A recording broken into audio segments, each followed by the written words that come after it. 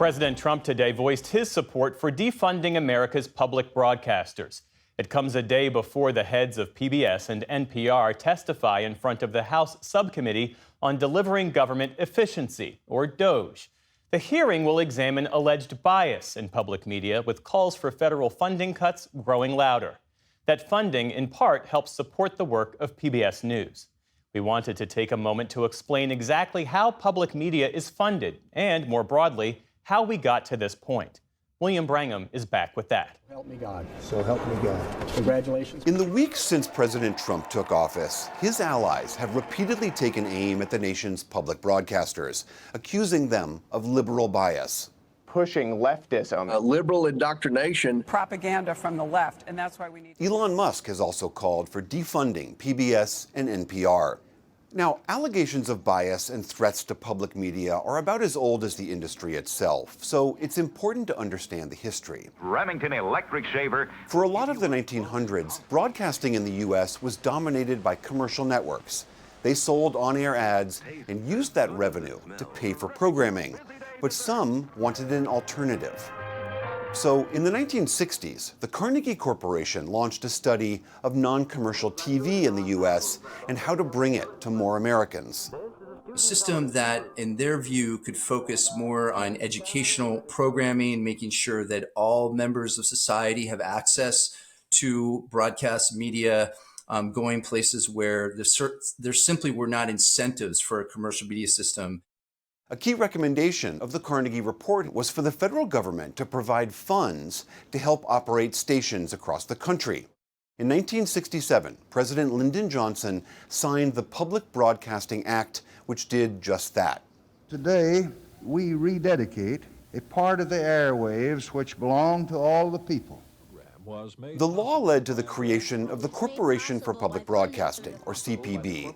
It's a nonprofit composed of Republicans and Democrats that's responsible for distributing federal dollars out to local stations. The vision of public broadcasting was that it was a decentralized network of local stations, and local stations themselves should really be at the heart of what public media was.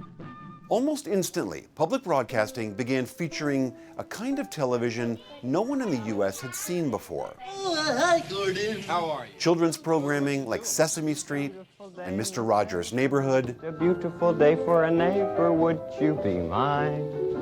Arts and culture shows like The French Chef with Julia Child. And this is going to be an all-purpose batter.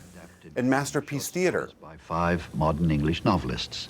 As well as news. Good evening from Washington. In 1973, Robert McNeil teamed up with Jim Lehrer for gavel-to-gavel coverage of the Watergate hearings. That broadcast eventually became the McNeil-Lehrer Report, and later the PBS NewsHour. Good evening, I'm Jeff Bennett. And I'm Amna Nawaz. On the news. But there was always something missing, a permanent funding mechanism. The original Carnegie Report had suggested a tax on TV sales to make sure the money wasn't ensnared in the yearly appropriations battle, but that didn't make it into the 1967 law.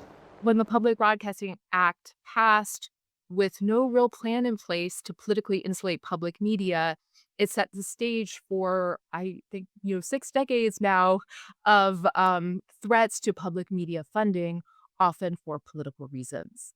So public broadcasting had to regularly fight for its funding. In 1969, one of its biggest stars testified on Capitol Hill.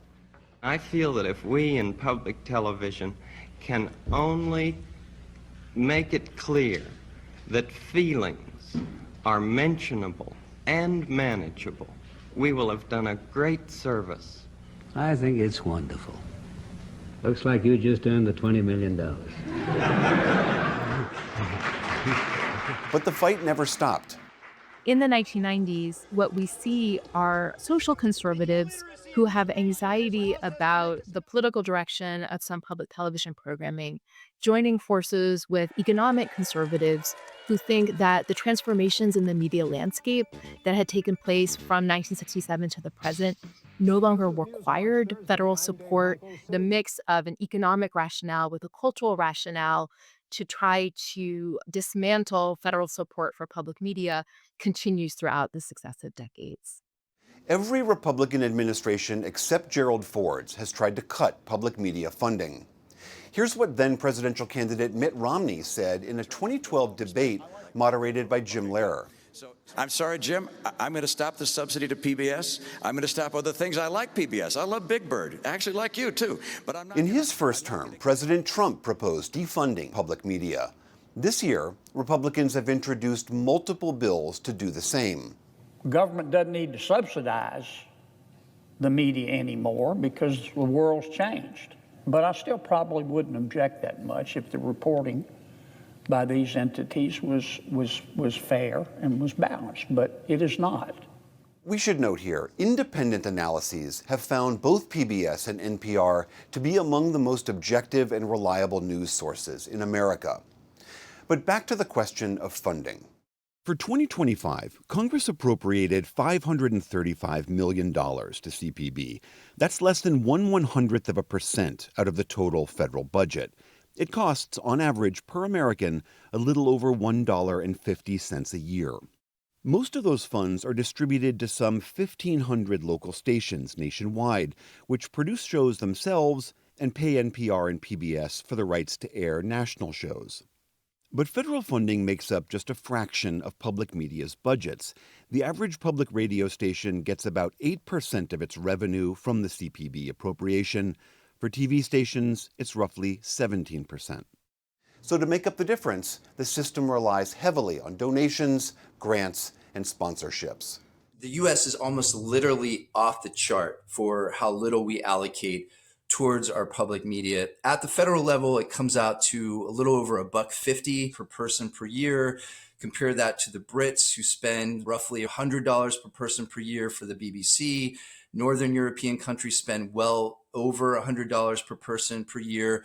And it really shows in the health of their public broadcasting systems. They tend to view those systems as essential democratic infrastructure. And indeed, data show that there is a positive correlation between the health of a public broadcasting system and the health of a democratic governance. Now on Frontline. Federal funding today helps pay for everything from investigative documentaries on Frontline to full-length live concerts. It funds historical dramas and Ken Burns' historical films that bring our history to life. Public broadcasting also provides emergency broadcasting services. It's often the last source of news and information during moments of natural disaster. It's committed to this kind of universal service mission that, again, a commercial media system is very unlikely to adhere to. And that mission reaches 99% of the country, with public media stations broadcasting everywhere from South Florida to northern Alaska. For the PBS NewsHour, I'm William Brangham.